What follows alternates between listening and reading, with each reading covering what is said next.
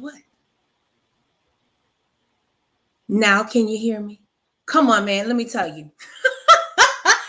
Oh, IG, they couldn't hear me, but you guys could. I'm telling you, it's been a crazy, crazy Wednesday, the first Wednesday of the year. But I was going to make sure that I came on here and I did this live. I was going to make it my business. I have had to press. I have had meetings. Listen, my lunch is being spent with you. Your sister has not eaten, but I just want to say, because my mic was on mute, to Facebook and YouTube, I miss you guys. I pray that you and your families had an amazing holiday. This is our first coffee break of 22. And I don't know about you, but I'm excited about what God is going to do for us and through us, because that's the main important thing, is what God is going to do through us, not what he's going to give us, not what he promised us. All of that stuff is great. It is great. But what is God going to do through you this year of 22? That's what I'm excited about. That's what I'm excited about. Hello. Hey, YouTube. Listen, Letitia is on here. Angeline. Hello, my sister. I love you guys so much. My IG family. Hey, Donald. Oh, my brother is watching me live. Hey, Wade. Oh, my goodness. I love you guys so much. All right. So let me jump into what I want to share with you guys, because when I tell you, I can't hold it in. And I was reading actually my devotional, and it hit me like a ton of bricks. So I want to be able to share with you. Y'all see this little flyway? Boy, I tell you. Oh, honey. Just like my real hair, Sophia don't know how to act. These wigs don't either. All right. Stay focused. Because yesterday, when I was doing my soap devotional, something just fell on me, and I want to share with you. I was in Genesis 8. Yeah, Genesis 8. And this is where Noah, just fresh got off the boat with his family and all of the animals. And they're at this point where God is having a conversation. God is having a conversation with them. And it was something so profound that God said to them. And I was just like, wow, okay, God. I see what you're saying. As many times as we've heard Noah and the ark, growing up in church, and if you have never, because you may be like, sis, I don't do church, but I follow you, so I want to know about more what you're talking about. Noah built an ark off the commandment of God, because God was about to settle some things. He was cleaning up the earth, and now they're at a dry land, and God begins to have a conversation with Noah. And so it's not in 8, but it's in Genesis chapter 9. And peek this, because I want to share this with you. Starting at verse 8, it says, "Then God said to Noah and his sons with him, understand that I am establishing my covenant with you and your descendants after you, and with every living creature that is with you, birds, livestock, and all of the wildlife of the earth that are with you, all of the animals of the earth that came out of the ark. I'm establishing a covenant with you that never again will I ever wipe out the creatures by the flood waters." And as I was reading that scripture, the first thing that came to mind is, as God is having this conversation with Noah, it's not just with Noah and his sons. The conversation is also about the animals that was with Noah in the ark.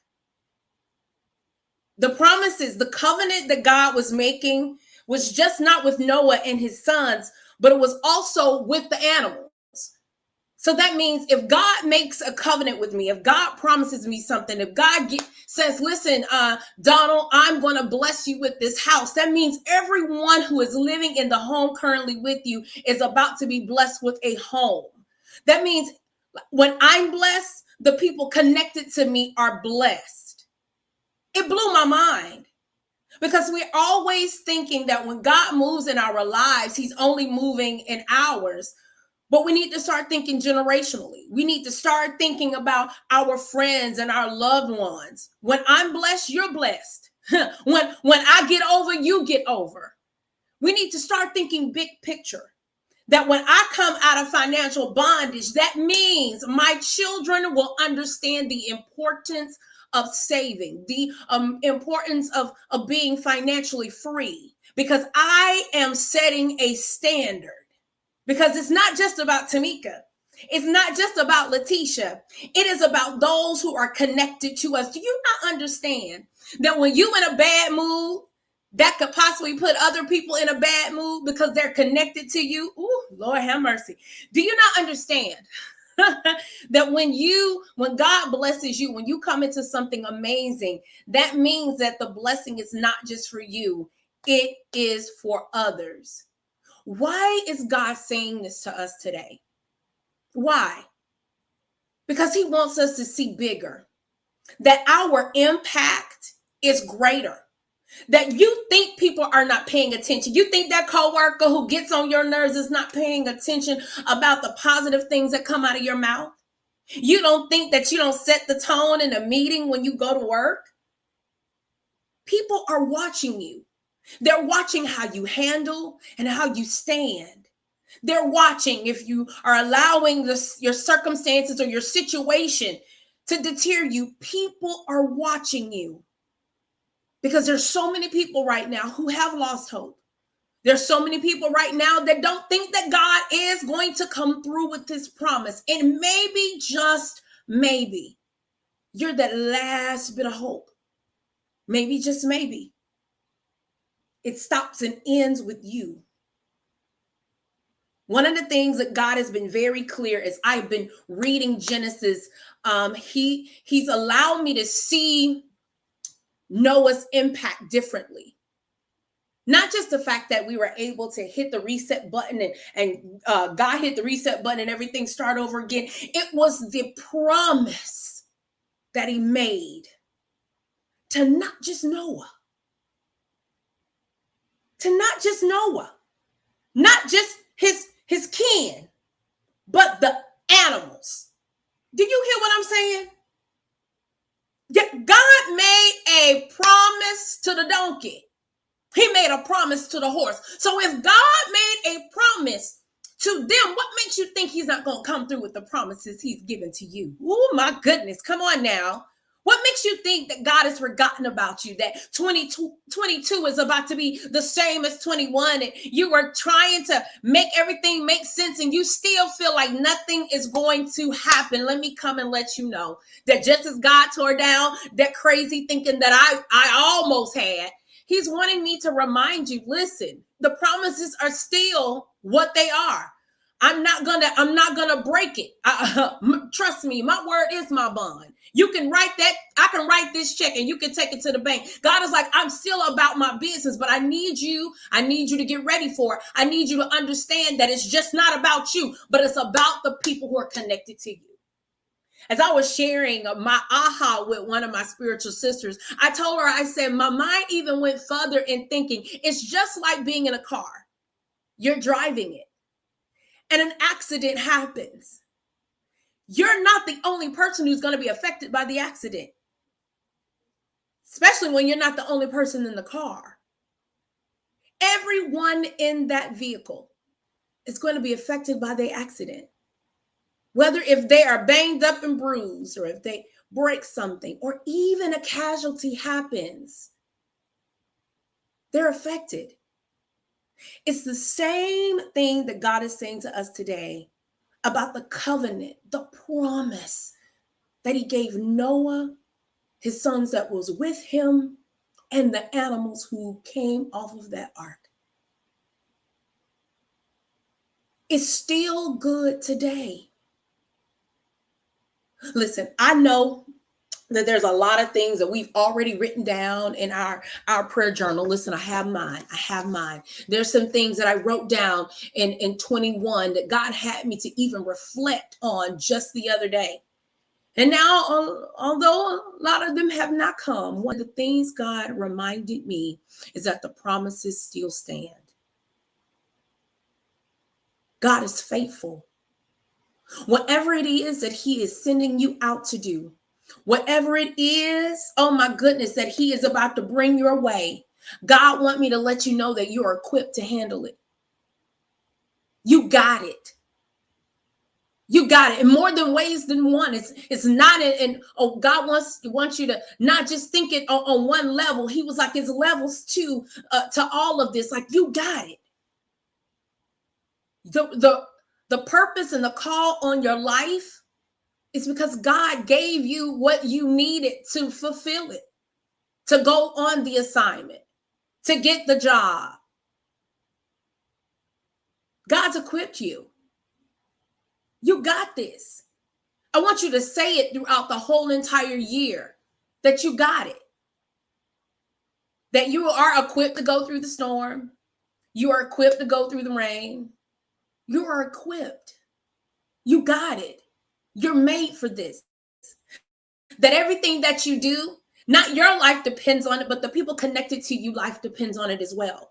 And so you have to now start seeing yourself the way God sees you. Not that just you are just a man or a woman, but you are his sons. You are his daughters. It's time for you to understand that you are greater than your job, than your position, that it is about the purpose and the assignments and the call on your life. And you don't want to give up on that. You don't want to walk away from that. You want to hold strong in knowing that maybe that was not God's timing then, but I know it's coming. That I'm equipped, that I'm made for it. Don't let the pressures of your job, don't let the pressures of home keep you from understanding that you're equipped for it, that you got it. Listen, as I was reading about Noah, I also went to the scripture where, well, Noah sent out the raven to basically go see if there was dry land nearby. And that the raven did not come back, that he circled around. But he sent the dove. And the dove did what doves do, right? Like he came and brought an olive, I think, from a tree or something like that. And then it was, I think, like Noah waited 7 days, sent the dove back. And, I think he did it like twice or whatever. But as my mind got to wondering on, okay, so he used the raven, but then switched over to the dove, because the raven was circling around until there were dry land. Go back and read the scripture, because that's what it said. And it blew my mind because I missed that. Like, the raven circled around until there was dry land, but the dove is the one that came back and forth. Okay. And the dove did not return at one point, right?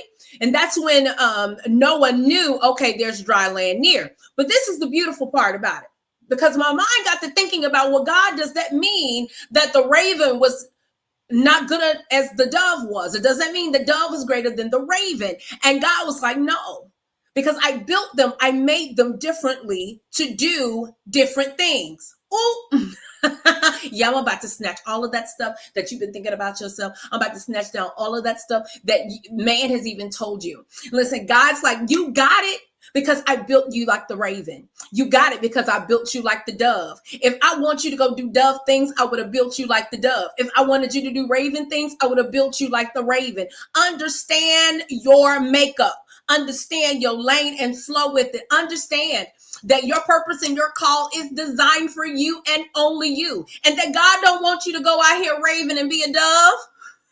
He built you with a big beak to be able to carry things to Elijah when he was at the brook. God couldn't have used the dove to do that, because guess what?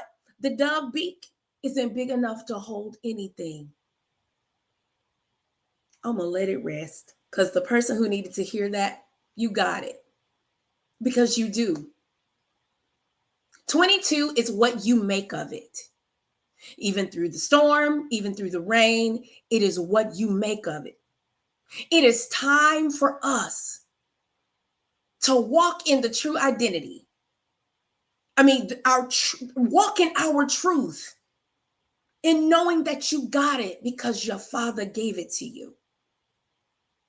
And because he gave it to you, he also gave you a bigger responsibility, not just to you, but the people connected to you. That means the person on aisle 6 at the grocery store, or even on pump 7 at the gas station. What God has given you and equipped you with is not just to benefit you or your family. It is even going to benefit the animals. Don't. And I'm going to say it again. Don't let the disappointment of 21 have you looking at 22 sideways. I need you today to make up in your mind that you understand that what God has you doing is greater. And that your promises, the promises, are waiting for you. But are you ready to own it? Are you ready to own it? Are you ready to not go after it, but to go after God? That's what 22 is all about. Listen, y'all see what's on my shirt. I don't know if y'all can see. It's snatch the enemy's edges. Y'all know God gave me this word months ago, last year, and I did a live about it. And y'all thought I was playing, but I went and got a t-shirt made because I needed to remind myself that I got to snatch the enemy's edges. And sometimes even I can be the enemy when I doubt myself, when I allow what other people think or say deter me from doing what it is that God has called me to do. I got to snatch the enemy's edges. I got to remind him who is in control, who's running this thing. I am, because it's how I see myself. It's how I see a situation. It's how I think. It's what I even allow to come out of my mouth. Baby, this ain't just snatching season. This is going to be a snatching lifestyle, because I got to remember that my faith is going to have to hold on. Hold on. I gotta hold on. I gotta keep seeking him. I got to keep going to God. I'm gonna have to snatch the enemy's edges by continuously staying in God's word, man, worshiping him, not just with my time, not just with my hands, but even my money, even the good works. If I got to go out and volunteer at the children's hospital or at a clinic, I need to start sowing some seeds. It's time for you to do some snatching. Because I don't know about you, but I've allowed the enemy to do enough in my life. And I made the decision to remind myself every day that I got it. Why? Because I'm made in the image of an amazing Father who placed some things inside of me that I may have allowed to be dormant or allow man to control. In all honesty, when we allow that type of thinking to resonate in us, it's not them that we need to be mad at. It needs to be ourselves. You got it. You got to write it on a sticky note. If you got to write it on a sticky note. Y'all know how I am by sticky notes. Write it on a sticky note. You got it. Put it on your laptop. If you work from home sometimes, put it wherever you can see it so you can remind yourself of the truth that you do. Because that's the truth. Listen, I know y'all, I got some people. Hey, I am not so flowing. I love you guys so much. Angeline, hey, Angel. Facebook is, hey, mommy. My mom's on here. Dominique, hey, my boo. Tanika, happy New Year to you. My brother Donald is over here. He was like, I have equipped you for your purpose. Each part of the body does something different to make the body function properly as one. Come on, Donald. Bro, you better say it, because guess what? I need you just as much as you need me. I need Angel just as much as I need it. We need each other. Man, I'm telling you, man, let's go and make 22 amazing. And even when the trials come, even when the tribulation, guess what we can do? We can just cheer each other on along the way. That's what we can do. We can be like, keep going. Don't give up. Keep moving. You got this. Guess what? That's how we snatch edges. That's how we keep our mindset focused on God and the truth, man. That is how we get to walk this thing out. You want to see abundant blessings? Man, start owning on to the truth. Hold on to it. Hold on to it and remind yourself that today is going to be amazing. Even when you get bad news, even when you're disappointed, you continue to give everything over to God and watch God work. Do you hear me? Listen, I'm not playing. 22, I'm not playing with you. Okay? Hey, 22, I am not playing with you. I am walking in this thing, even when doubt, the head, I am snatching edges. I'm not playing the radio with it. I'm not going to let myself get in the way. When I feel myself about to do the most, I'm going to be like, Tamika Ann, get it together. No, no, we're not doing that. That's what I'm going to say to myself. Because we can sometimes be our worst enemy. We have to keep pushing and keep moving and not allow ourselves to miss what God's doing this year. Hey, my brother, I love you. Problem is we cut each other down instead of supporting each other. Let me tell you some way let me tell you something, babe. All the truth in the world,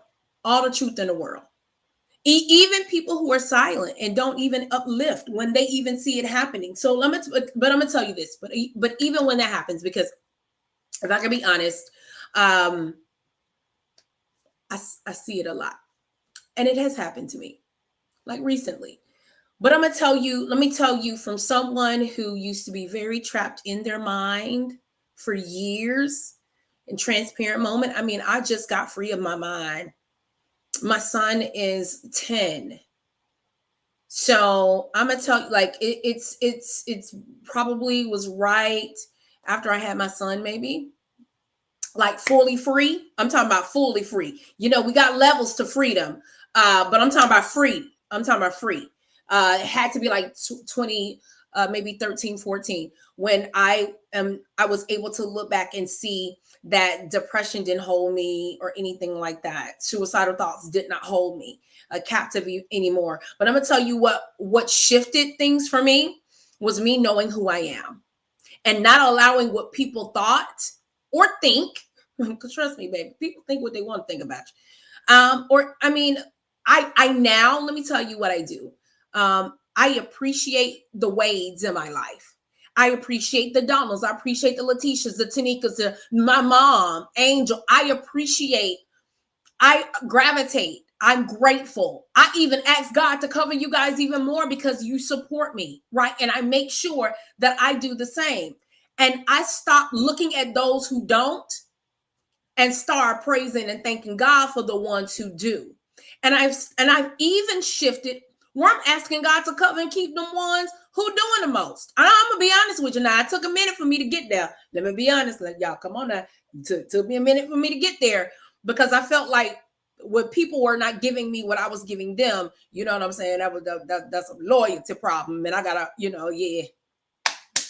God got me. He helping you, girl. But to say all of that is, I now don't even focus on those who even cut down, because what God taught me to do is to cut them down while I pray. And what I mean is, I'm cutting them down in prayer. I'm cutting the enemy down because there's something that is going on in their heart. There's something that has shifted their mindset that has caused them to do that.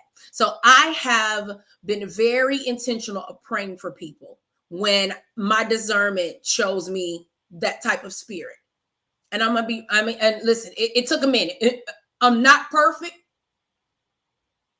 at all.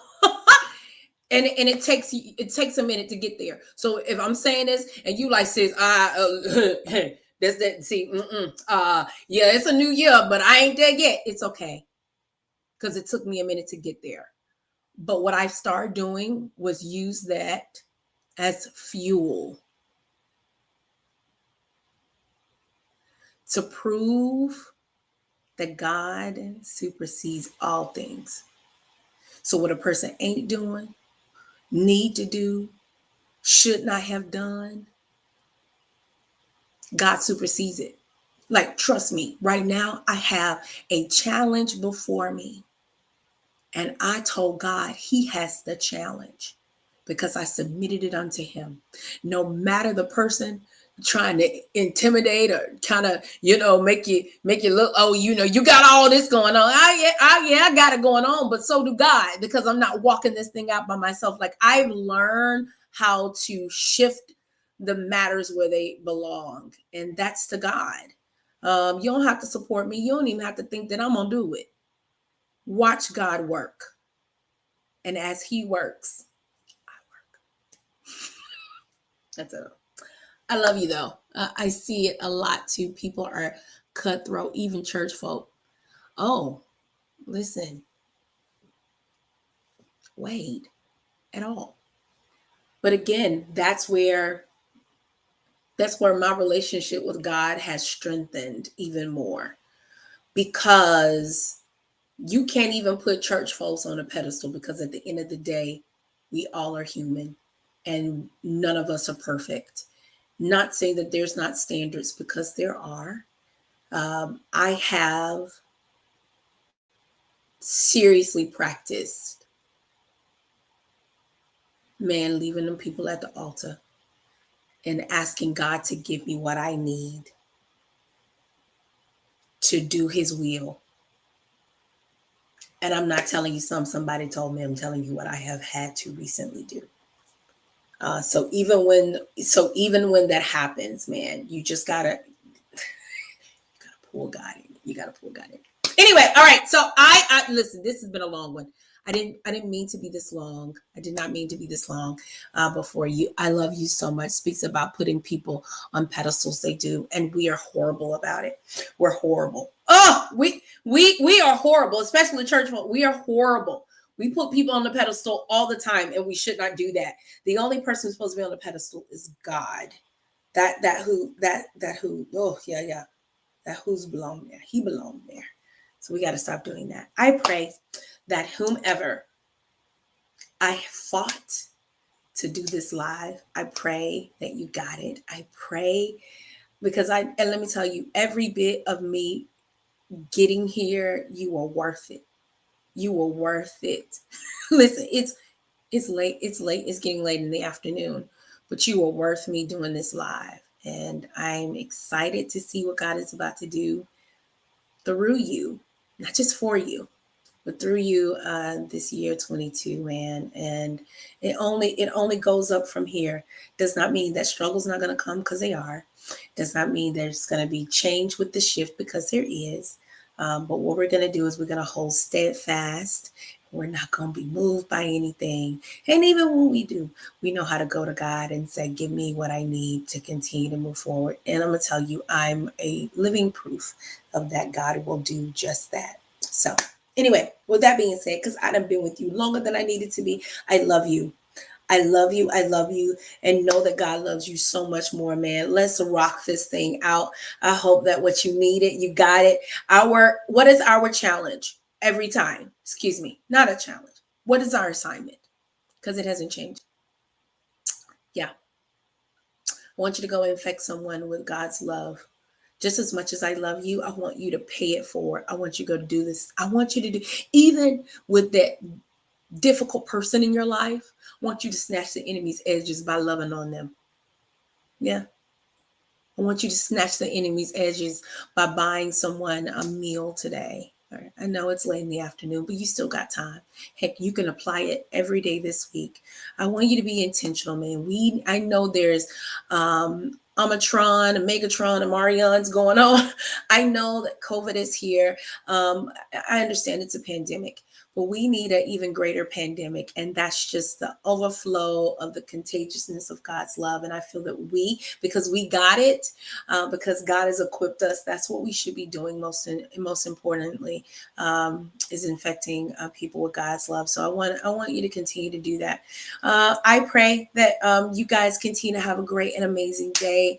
And until next week, I'm doing everything in my business. We'll do a Monday. Come back on Monday and love on each other and continue to push each other. And if I have not said it because you came in earlier, later, or my mic was on mute. My mic was on mute. See, that's what happened when you're gone for a couple of weeks. You forget what to click. But my prayer is that you understand that I love you. I'm honored to be on this journey with you. You coffee breakers have been with me since 2016, and I don't take our journey lightly. So I speak blessings upon you and your family continuously, and let's knock 22 out the park. All right. I love you guys. See you next week.